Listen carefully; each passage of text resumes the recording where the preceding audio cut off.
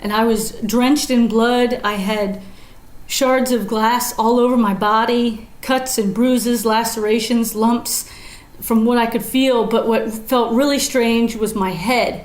And I felt like if I didn't continue holding on to my ear, it was going to come off completely. So I felt it dangling, and my body was shaking violently. And I thought, okay, I need to get help. I don't know what's happening, but this is really bad. And so I'm hobbling down the road, but there is no sign of life anywhere. I couldn't see a house, a street light, car lights, nothing, completely black. And so I'm walking along, I think I'm on a road, I can barely tell, I'm so out of it. And I realized if somebody doesn't find me, I don't think this is going to end well. We believe that you are strong by design, and you were made in God's image to have a strong body, mind, and spirit. You're listening to the #1 Strength and Health Authority podcast in the world. So let's get ready to unlock your potential and transform your life in today's episode. Hello there, and welcome to another episode here on the Strong by Design podcast. That's right, you're made in God's image to have a strong body, mind, and spirit.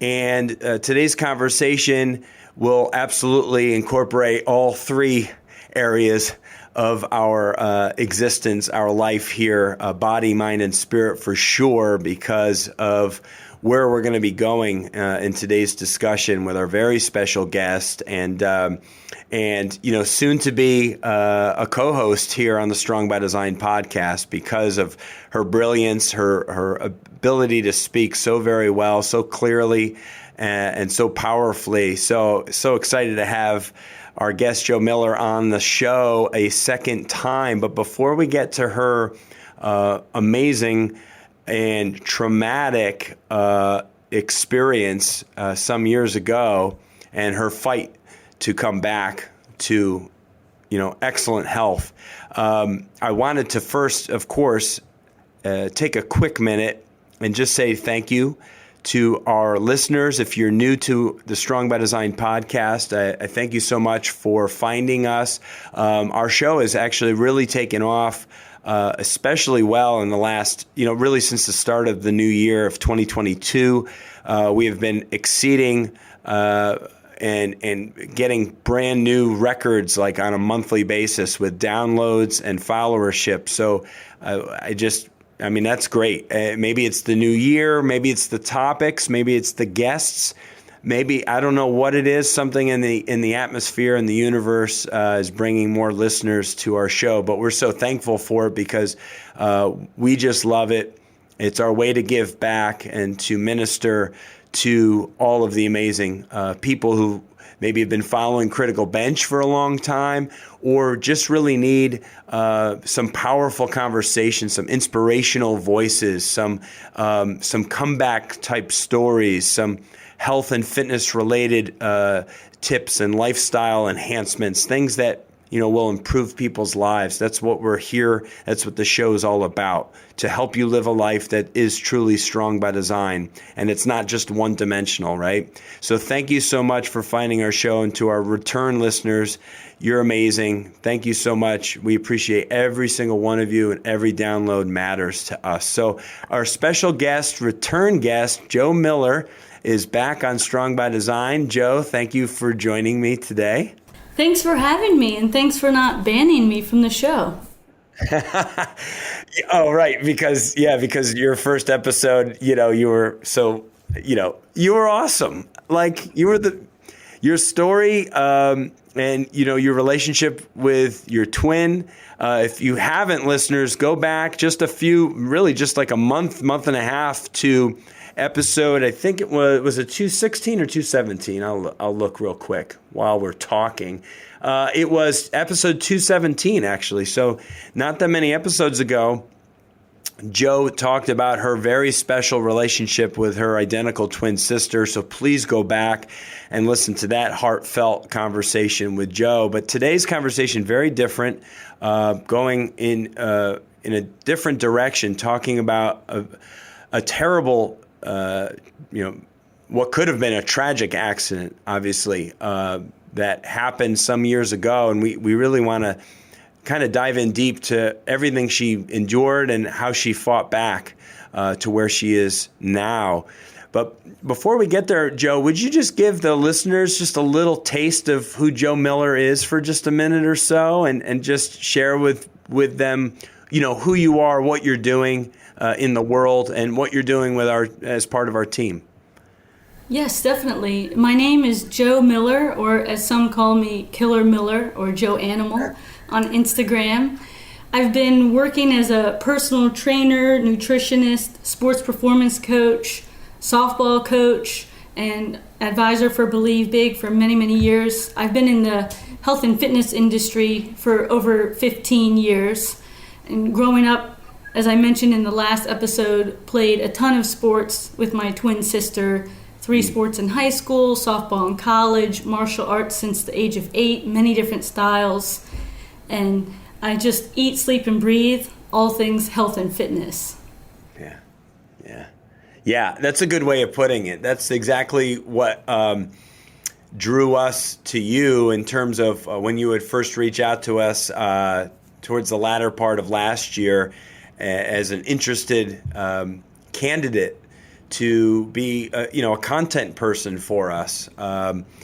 And I read your email message and was absolutely blown away. I mean, once I read it, there was nobody else that was even an option anymore, and so we went all in on Joe, and she's been wonderful for the last several months as part of our team and really helping us in a really big way, and we want to grow her as much as she'll let us to be, a bigger player and part of our team, just because of her many talents and her, her wisdom and knowledge in the areas of health and fitness, which are fantastic. So, why we're talking today, though, when I first read your email all those months ago, you had alluded to this moment in your life, and it's something obviously that we've talked about a couple of different times, and thought, okay, well, this would be obviously very powerful to talk on the show about. There's been a lot of people who've been impacted from a major accident, directly or indirectly, themselves or family members. But sometimes people don't really recover very well from these moments in time. Mentally, physically, emotionally, spiritually, right? There's a lot of different ways that we need to be able to come back from when we feel like, we're on the brink of death. And so if you would, I'd love to obviously paint the picture a little bit for our listenership. Prior to your accident, what was life like for you? Like, how were things going right up until that moment? At the time, I was in college, kind of finishing up my college career with my identical twin sister. We went to Towson University. We were roommates, same major, and had all the same classes, played softball. But softball had come to a close, and being fit at that time came pretty easily to me.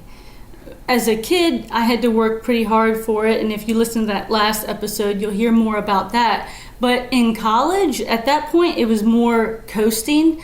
I felt like I could eat whatever I wanted. The sports that I played just kept me in great shape. So I took my health for granted. I didn't realize how good I had it, although I also didn't realize how much better it could get until that one fateful day, which I'll share about shortly. But like I said before, I played 3 varsity sports in high school, softball in college, martial arts since the age of 8.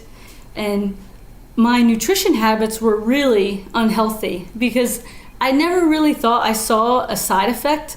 I felt like I was still playing at a high level, lots of energy, so I thought I felt good. But I was eating Cinnabons for breakfast and drinking soda, ate a ton of fast food. It just didn't seem to affect me. And in college, had a great experience, was really blessed, especially having my twin sister there with me through everything. And we were blessed with a number of great friends and involved with a number of different Christian groups. But while a lot seemed like it was going well, I also felt lost. I was studying exercise science and communications, but I didn't actually know what I was going to do with an exercise science degree.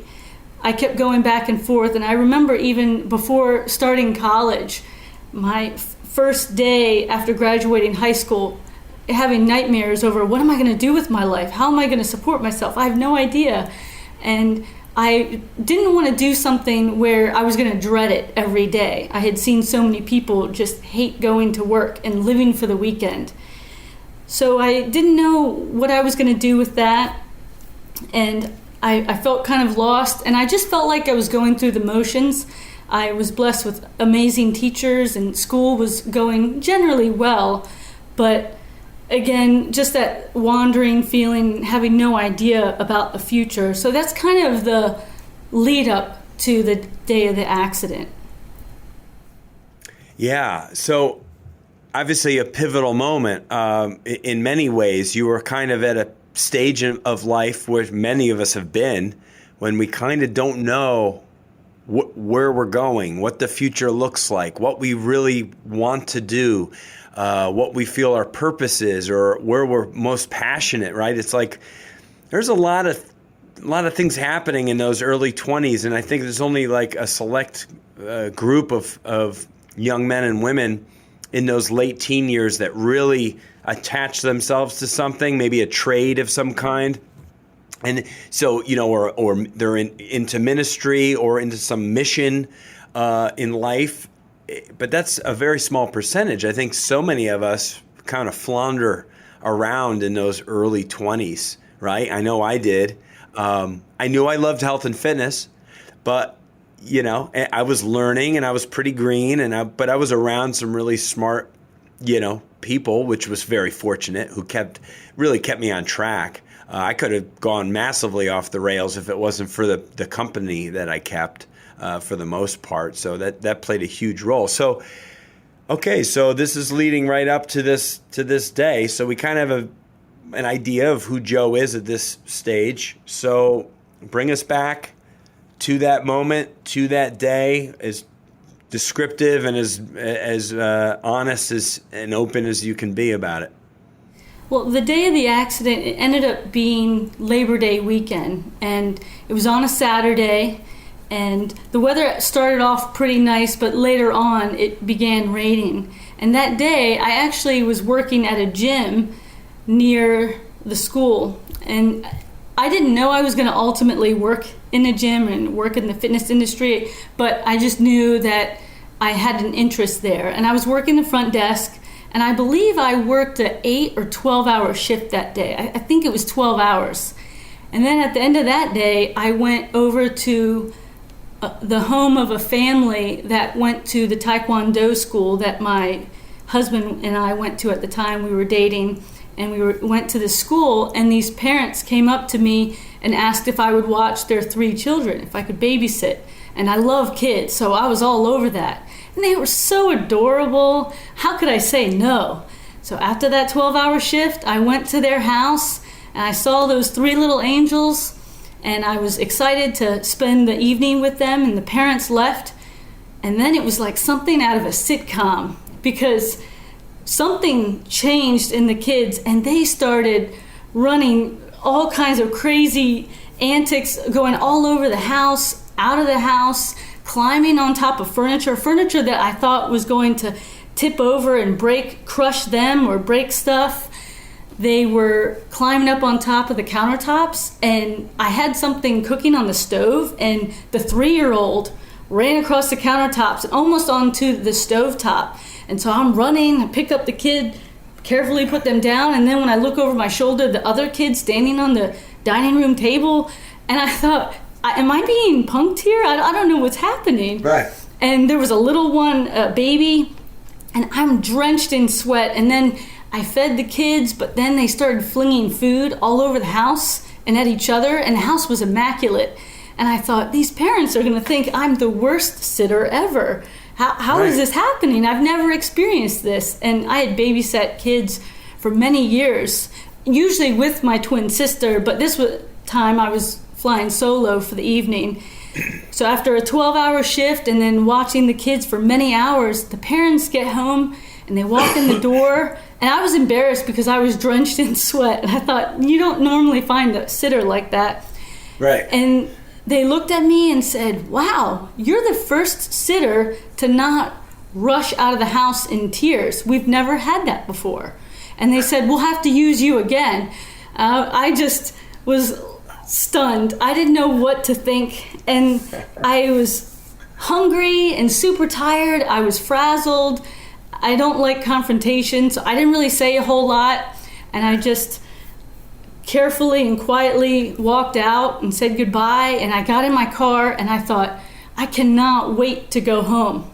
So I got in the car, and this is where I've definitely learned, if your emotions aren't in check, don't drive. Have somebody else drive or take a few minutes, kind of get collected. But I didn't, and so I started driving quickly, and I was in the middle of nowhere in Carroll County, Maryland, where it was basically the roads were mostly gravel before I got to a main road where I could see. But I hadn't even gotten to a main road when all of a sudden this curve came up that I wasn't familiar with, this area, a sharp curve, and it had been raining but stopped. And so I didn't realize that the ground was still so wet, and I hit a patch of water and I hydroplaned and I spun out of control and slammed into a cement bridge. And at that point I felt this loud boom just going through my entire body, and everything went completely dark. I couldn't see where I was. I couldn't even tell where I was. I started feeling around the car after it happened, and nothing felt where it should be. Everything was in a different place than you would expect. And I remember thinking, I don't know what I hit. I don't know what happened, but that was really bad, and I need to get out of this car quickly, because I would see in the movies there'd be a crash and then a car would explode. So I actually rushed out of the car thinking the car was going to catch on fire. It was that bad. So I quickly got out of the car the best I could, even though everything was so mangled and I couldn't tell where anything was. And then I tried reaching for where my cell phone was, the old flip phones at the time, and I couldn't find it. I couldn't find anything. I couldn't see anything. And then I realized my body is completely wet, but it wasn't rain, it was blood. And I was drenched in blood. I had shards of glass all over my body, cuts and bruises, lacerations, lumps from what I could feel. But what felt really strange was my head. And I felt like if I didn't continue holding on to my ear, it was going to come off completely.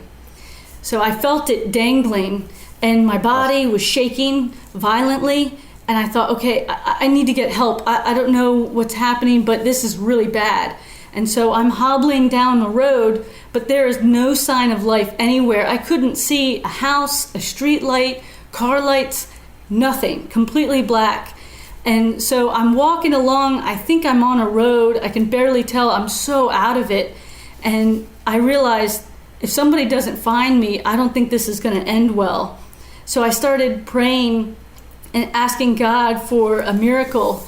And the next minute, it's out of nowhere, a car starts coming down the road. And I thought, oh, thank you, Jesus. A car is coming. Somebody's going to help me. I started flailing my arm, the one arm in the air. I didn't want to let go of my ear because I thought it was just going to fall to the ground and I'd lose it. And I started flailing around, and they drove right past me. And I thought, oh no. Either they didn't see me or I looked like something out of a horror movie. And who would stop for that? That probably scared them. And so at that point, I actually did start to cry because I thought, this is it. I think this is how it all ends. But then I noticed they turned around and they came back. And so I'm thanking God profusely. And then next thing I know, they call 911 and an ambulance came out, and all these medics are checking me out. They actually had to cut my clothing and I guess they put maybe a gown on or something. I couldn't really remember. They were asking me questions, my name, if I knew anyone in the area. I couldn't answer a single question. I'd say, I know this one. I know this answer. I really do. But nothing would come to my mind, and they said I was just in extreme shock. And then they drove me to a field where a helicopter came, and they picked me up, put me in the helicopter to fly me to shock trauma. Now, I couldn't remember anything, but the only thing that I could remember was actually Christian hymns. So I started singing hymns to myself in the helicopter to kind of keep me calm and stay with it until they got me to the University of Maryland Shock Trauma Center in Baltimore. So then, once I arrived there, they did immediate surgery to reattach my ear. I had more than 60 stitches on my face and head. They sewed me all up. I had all these cuts and bruises, abrasions, everything all over.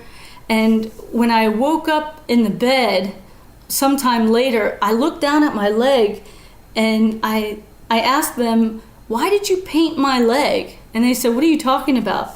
And I said, "It looks like you've painted black paint all over my leg." It was completely covered on my right leg. It was just that I was so badly bruised. The bruising just covered my entire leg.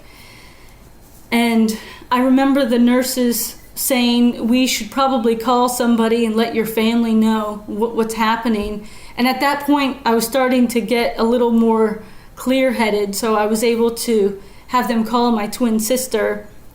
But as I started to tell her where I was and what happened, it was so painful to be able to describe that. I was so concerned about her worrying that I asked the nurse if she could just say, "I'm okay, I'm doing well, I'm fine," and just have them come when they're able. So they finished that phone call, and then they did a bunch of scans, CAT scans on my body and head, and I sustained a bunch of spinal injuries, which would later impact my health, really, even till now, many years, more than 15 years later, I still have a lot of back problems, hip problems related to the accident. And then after that, I remember my twin sister and then my husband, who was my boyfriend at the time, Matt, and my Uncle Lloyd, they came and visited me in the hospital sometime in the middle of the night. And then my twin sister, she actually slept in the bed with me until I was released. I think they had a separate bed, and she crawled out of it and crawled in still next to me so that she could be even closer. So then after that, they gave me a cane, and later on I had a bunch of stitches removed. And when I went back to shock trauma, where I had to get the stitches removed, I saw some of the patients that were there the night of my accident, and I just kept thinking, wow, it's amazing I'm alive. They said if I had been an inch taller, the roof of my car would have gone through my skull. And there were so many ways that I could have died. They said that if they hadn't gotten me when they did, I would have bled to death. And so I just felt like, wow, I'm here for a reason. God spared me. And I felt like I had a second chance at life and that I was living on borrowed time. And so at first I felt that intense gratitude, but then I realized, oh wow, now I have a long journey ahead with a pretty bad limp, a cane, and dealing with all the injuries that followed, and even the PTSD that followed from the accident. Even to this day, I have a difficult time in the car, and certain things have never been quite the same. Yeah. Wow. Yeah, I can imagine. So it sounds like, within a 24-hour period of the accident, you realized the severity of it, obviously, as the shock of the initial impact and being by yourself in the darkness at night and alone, and thank God for somebody driving past. Literally a gift. yeah, you could have just been wandering in the darkness and been losing blood and then passed out, and then exactly. That's unbelievable. So what would you say in those first several weeks, first few months, what were the hardest parts of your recovery when it came to, the physical recovery, the mental recovery, emotional recovery, like all those different ways that we need to heal from something like this? Let's see. Well, I guess physically, to start off with, that was the most noticeable at first. Yeah. That I remember going home, and my twin sister and I, we were living together in an apartment, and while they stitched me up, they didn't clean my hair and all the blood and the glass and all that stuff. So she was trying to help wash it out of my hair, and she actually started to cry, and she called Matt, my boyfriend, and said, "Do you think you could come over and help with this? It's so painful to see her just so bloody and cut up and all the bruises and everything." She didn't want me to be worried by her reaction. But it's with that twin thing, when you see your twin going through something, you feel like you're seeing yourself go through it. Plus, you never want to see a loved one suffering like that and going through so much pain. So he came over and he helped get all that stuff out of my hair. And then I was in college and had classes where I actually missed a number of classes because of the accident and just being in the hospital. And I was so out of it that I didn't get back to professors, although they were gracious about it, but I ended up having to withdraw from a bunch of classes. So I lost out on time and the expense of having to retake some classes. And that part was difficult. And then getting around campus was really challenging because I could barely move. But thankfully at the time, Matt, he would drive me around to my classes. I even had one of my elective classes, surprisingly, was a ballroom dancing class that I needed credit for. And he actually dropped me off at class one time, and the teacher saw him. And the class, you were either a PE major or some sort of health and fitness major if you took it, or really into dance. So it definitely catered more towards a lot of females in the class. And when the teacher saw him, she said, "You're a male. You're sitting there reading a book. You're going to come and join the class." So he ended up taking the class with me the rest of the semester. What? He was a student there as well? Not on purpose. He was off at that time. He didn't have class. So he just said, "Here, I'll sit here and read a book while you take your class." And then the teacher roped him into it. So I felt bad about that, but it was fun, and I enjoyed having him there. So your accident forced your boyfriend at the time, now husband, to learn ballroom dancing with his bride. Exactly. Maybe that might have been the most traumatic thing for him. No. For him, right? Poor guy. No, it was a lot of fun, but very hard to get around. I got really physically just out of shape. I rapidly gained 50 to 60 pounds very quickly. I was on some medicine that definitely played a part in that. But also, before, I was so active, and then just going back to eating the way that I used to, and then not being active and just kind of sitting all day long. And I think even the trauma may have affected my metabolism, because from that point on, my metabolism was never the same. I felt like if I thought about a donut, I gained weight. And then standing next to my identical twin sister, we looked like a before and after advertisement. And that was hard too, because people do like to compare twins, especially identical twins. And so I felt really strange not looking the same anymore. My clothes couldn't fit. And then I just was super tired all the time. I started getting tons of headaches. And then I realized all those amazing physical abilities that God had given me and had given me the grace to train for to get to that point were then gone. I could barely do a push-up. I bought a bar to do pull-ups, couldn't even do a pull-up. I almost took the bar back. I was so upset, and I just struggled a lot with my confidence, and my confidence was at an all-time low. And it was depressing. All the things that brought me joy, being outside, being active, I actually couldn't do. And then missing out on classes and not being there with my twin, that then shifted our schedules. So then I couldn't be with her as much, which was very, very painful. And I ended up losing my job too at that time, because they said, I'm sorry, but you were gone and we had to fill your spot. So I can see the situation there, but again, also hard.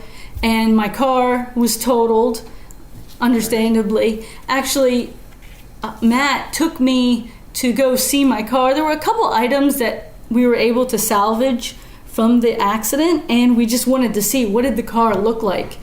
And it was just smashed all over. I mean, it looked like something out of a movie or a demolition derby. That huge trucks must have just gone over it, and there was blood everywhere.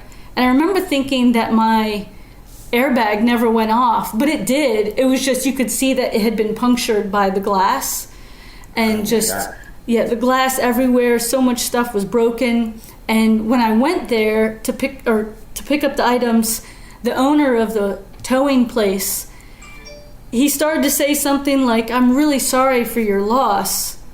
And I said, oh, what are you talking about? And he said, well, I'm sorry, the driver didn't make it. And I said, no, I was the driver. And he looked stunned. And he said, what? Are you serious? And he said in more than 20 years, he had never seen somebody survive an accident that bad. And he actually ended up giving me some gifts. And he just said, you know, there were angels protecting you. God sent you angels, and you have a huge reason to be here. He has a big mission. And so wow. I was completely interesting.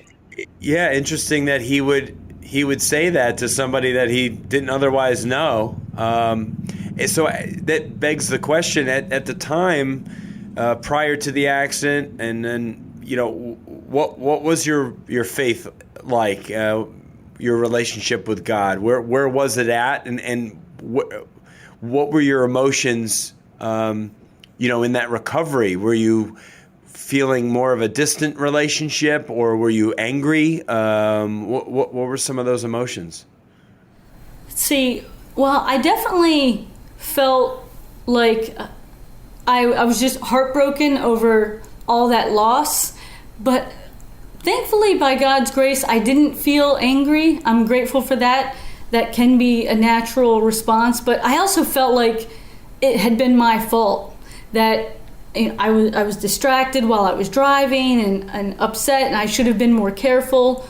So I didn't think anything of it. If anything, I kept thinking, wow, why did God spare me? I feel like I didn't deserve it. I wasn't worthy. So even though I felt heartbroken over the loss of so many physical abilities, being super out of shape, losing so many things that I enjoyed and loved, and wondering if I'd ever get it back. I thought it was actually gone forever. I got to a point where I thought it was impossible and didn't think I would ever get back there. So I felt heartbroken, but actually in that brokenness, I felt closer to God than ever. I felt like our bond was kind of forged in the fire, that I needed to lean on God and His understanding more than ever, that I needed to find joy and contentment no matter my circumstance. So whether or not I could work out or play sports again, I needed to have that joy, because joy would come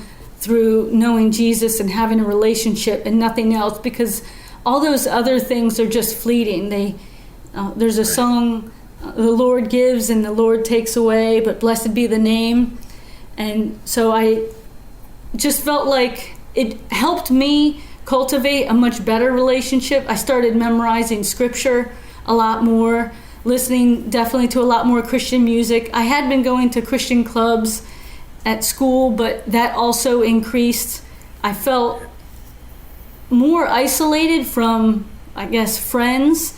So this friendship with God just became more crucial. So I felt like it propelled me to a level of faith that I was going to need, not only for the journey back to my goals and where I wanted to be, but also that helped me handle my twin sister's cancer diagnosis, and then later my mom, and taking care of them. So that was huge. Yeah, for sure. So what was the turning point then in that recovery process? Obviously, you were kind of overwhelmed with where you were at physically, and that's where we kind of get stuck a lot of times, right? We get stuck in our physical self, and especially when you're somebody that was used to, being physically active was a huge part of your life prior to this. So what was that turning point where you started to kind of take charge of things and kind of get back at it and really make that switch mentally to say, you know what, let me start taking some small steps here? Well, I definitely had support from my twin sister Jess and from Matt when they believed in me. But you know how there's the saying, you can lead a horse to water, but you can't make them drink? It wasn't until I felt like I was so uncomfortable and so unhappy and dissatisfied that I couldn't do anything else but give it 150% to get back to where I was. I heard someone say that with motivation, people are motivated more by getting away from something that's uncomfortable than going towards something they want. And I was really, really uncomfortable and felt pretty unhappy. I felt content with God, but unhappy with kind of who I was, what I was doing, where I was going. And so I couldn't live like that anymore. And after a ton of prayer and God's grace for getting through all of that, I decided to get a gym membership. Now, playing sports, we did some workouts, but they didn't really teach you necessarily proper ways to work out, how to be fit, how to burn fat, all of that stuff, how to eat well. And they just mainly focused on make sure you eat enough. Well, I was eating plenty, too much at that time. So I got a membership, and I remember being really intimidated. I didn't know any of the names of the exercises. I didn't know what I was doing. And then I decided that I would work with some trainers. I worked with a few different personal trainers, and the experience was incredible. I had some that were not so good, some okay, and some that were phenomenal, life-changing. And then I started studying everything I could on all things health and fitness and nutrition. I read tons of books. And Matt encouraged me to get a job at the vitamin shop. And I thought, well, how can I work there? I don't know a whole lot about vitamins and that kind of thing. And he said, I bet they'll teach you. If you go in kind of entry level, they'll train you. And they did. And I didn't expect that. They trained me, and I had a boss that was brilliant. She was like a walking encyclopedia and was really patient with me, asking a billion questions all day, every day. And at this particular location, we had a number of people there that were competitive bodybuilders or figure competitors. And I would look at the stuff that they were doing, eating. Some of them would eat dry protein powder and raw broccoli. They were just super, super strict. Yeah. But it was inspiring, the discipline and dedication. And so I learned a lot while working at the vitamin shop and reading all the books, working with trainers. Any style of working out, anything and everything under the sun, I wanted to try it and experience it. Even if it was something that didn't necessarily interest me, I wanted to understand it. And in that process, I became super passionate about it, and I was like a sponge just soaking it up.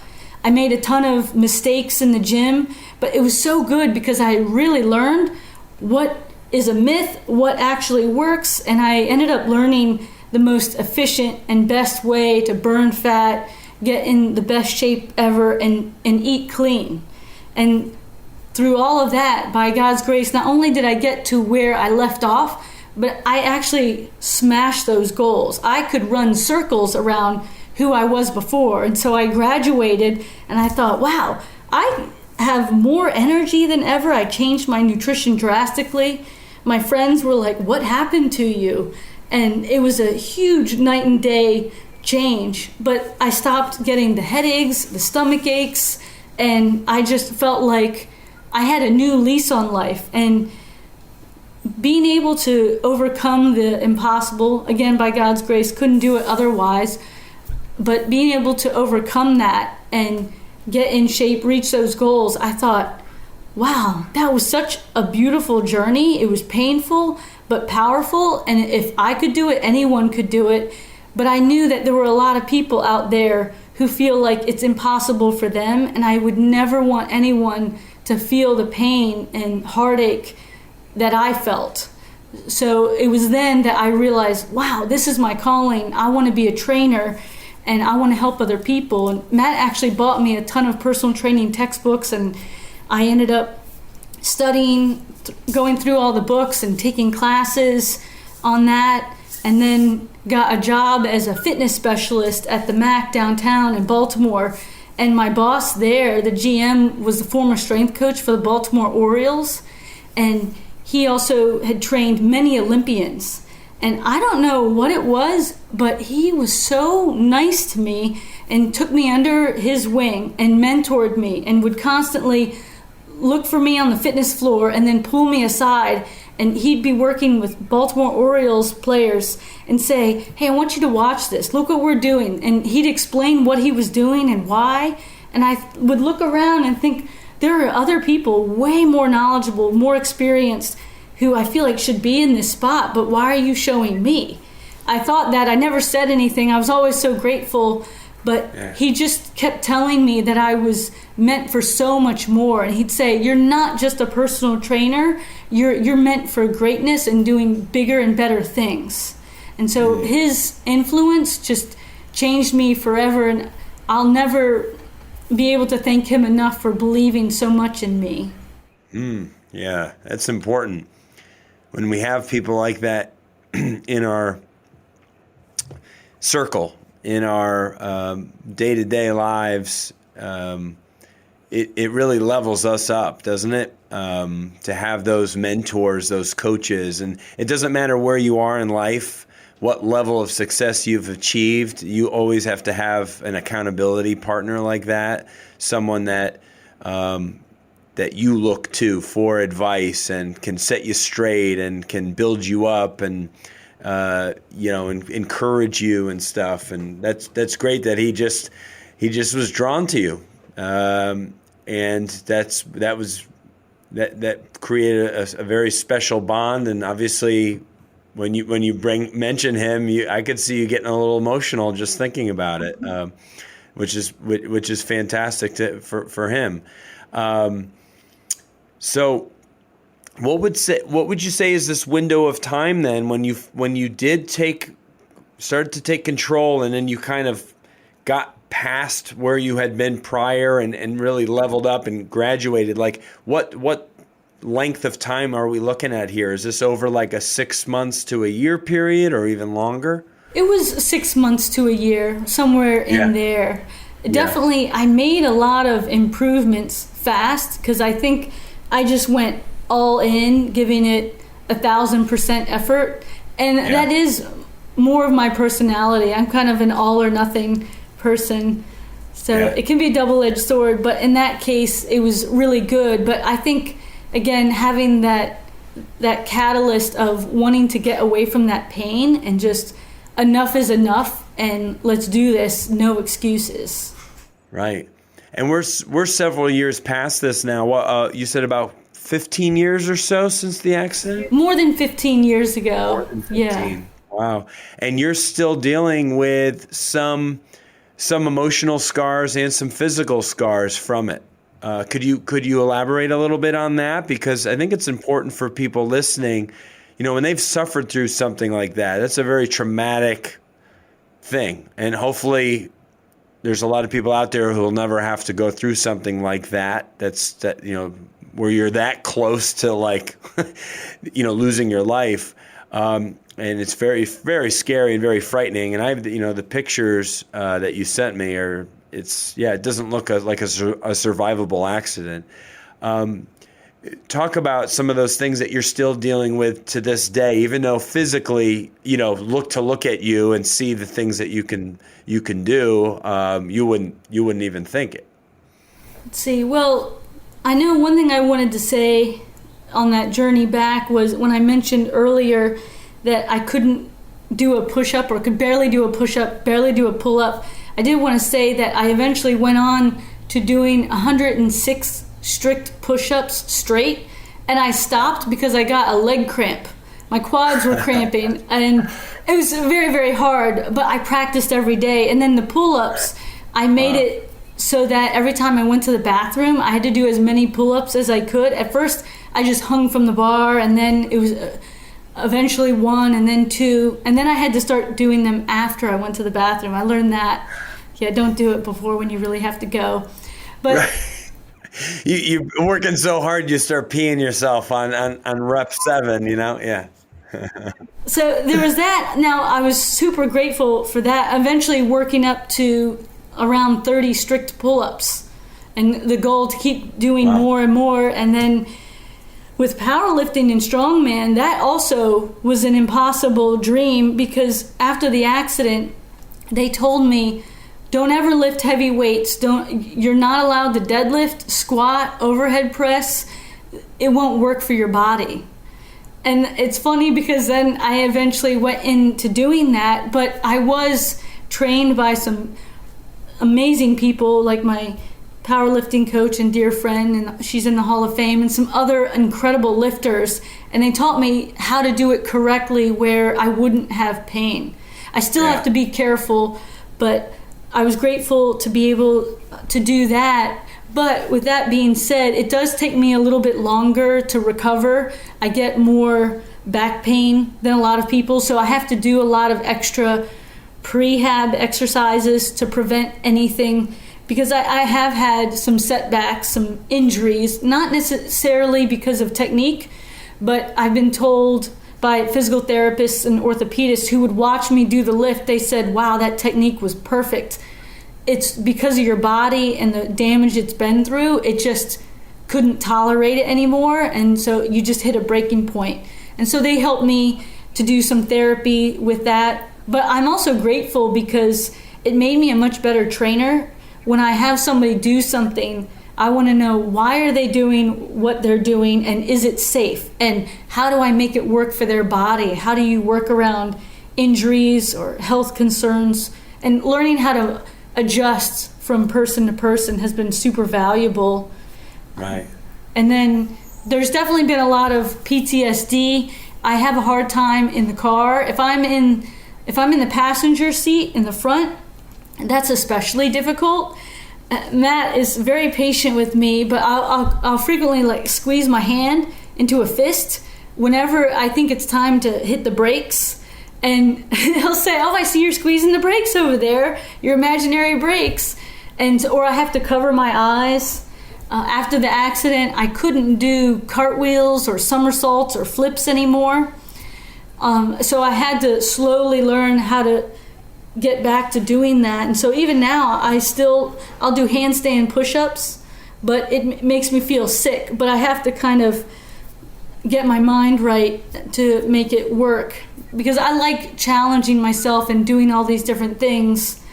And I think sometimes I'll have nightmares about the accident or that kind of thing, but definitely by God's grace, He just keeps providing and seeing me through all of it. Yeah. Well, it does sound like, that gentleman that said to you when he saw the damage to the vehicle and just assumed that the person inside did not survive, and then found out it was you, and he acknowledged, wow, you must be protected or looked over by some angels in your life. I do feel like that's absolutely true. There was an angel that happened to drive past you, right? That brought you the help that you needed, right? Your husband, who at the time was your boyfriend, is an angel. Your twin, the people you surrounded yourself in the gym, the lady in the vitamin shop. These are all little like Hansel and Gretel, the little breadcrumbs along the trail, right? It's the kind of like the breadcrumbs in your life for all these wonderful people who have, been a support system for you. And that's extremely powerful. And I'd encourage our listeners, is to look in your own life and reflect on the people who have been your angels, who have been the breadcrumbs along the trail, keeping you on the path. Because we all have them, and sometimes we ignore them or we disregard them. We don't spend time thinking about them, but it's pretty awesome stuff and pretty powerful, and they just seem to always show up right when we need them most. So it's special. I'm so grateful for you, obviously, that you're here and that you've survived such a difficult situation, but in turn you've been able to, with your encouraging words and your recovery, now you can help people who have endured similar things and maybe feel stuck and maybe haven't gotten to where you are. Maybe there's years that have passed and they still feel stuck, and to know that there is a way out. And it's just great, and so encouraged by your words and your strength. Oh, thank you. Yeah, it's awesome. Any other parting messages regarding your it sounds like your physical health, other than dealing with the occasional pain here and extra warm-up sessions and navigating your own body at this point, like you've really seemed to get that back on in control. Emotionally, it sounds like you kind of know where you're at. How was your faith? How was your relationship with our Creator? Is that as strong as ever? Where is that? Yeah. Definitely. I feel like all the hardships, we grow more during the hard times than we do the good times. And I feel like diamonds are made under pressure, and the pressure of that, the pain, just ended up being turned into so much good. Not everything that happens is good, but God will bring good out of it. And I remember when I was working at that gym where Jay Shiner was, and just kind of walking around, I think people were a little bit annoyed by how cheerful I was and how I was so eager to do stuff, show up so early, stay so late, and do all that. But they had no idea that I felt like every single day was a day that I wasn't supposed to have. So I wanted to give it all I had, and I didn't want to waste that pain, and I didn't want to waste the gift that God had given me, because there were so many who don't get that blessing. And there's a quote that I kept saying over and over the years was, for every setback, God has a major comeback. Yeah. And so he definitely helped me so much come back, and my faith has gotten stronger. And all of this has been kind of stepping stones for things that would come later in life, where I needed a stronger faith, more wisdom, more life experience to head into a new level, a new area where it was going to be really, really hard.